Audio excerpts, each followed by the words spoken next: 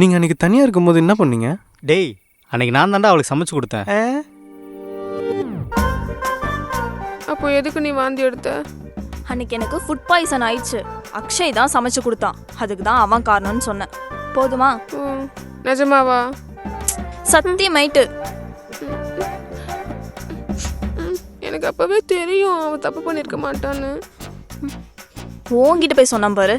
ஆளை பாரு நல்லா சீத்தலை பாரு. மச்சி, உண்மையாகவே நீ அன்றைக்கி சமைச்சு மட்டும்தான் கொடுத்தியா? எனக்கு தெரியும் மச்சி, நீ எந்த தப்பு செஞ்சுருக்க மாட்டேன்னு. அவள் அப்படி என்ன சொல்லியிருப்பா? எதுக்கு அவங்க அப்பங்கண்ணில் அவ்வளோ கொலவேரி? டேய் மச்சி, பொறாமையில செத்து போயிட்டானா? ஐயோ மச்சி. மச்சான்,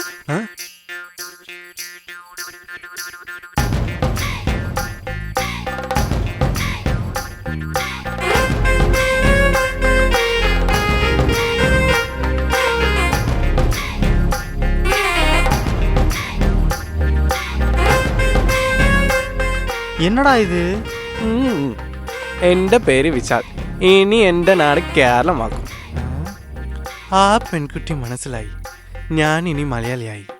ഇനി പ്രിൻസി ഉണ്ട് സ്നേഹിതയല്ല, എൻ്റെ സംസാരമാകും. മനസ്സിലായോ? എൻ്റെ ഗുരുവായൂരപ്പ. വരട്ടാ മോനെ.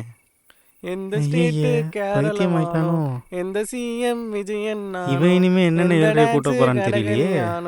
எனக்கு நீ இந்த வீடியோ நீங்க ஃபுல்லா பார்க்கணும்னா ஹேண்டில் கீழ இருக்க ப்ளே பட்டனை கிளிக் பண்ணுங்க. மறக்காம லைக் ஆன் யூடியூப் சேனலை சப்ஸ்கிரைப் பண்ணுங்க.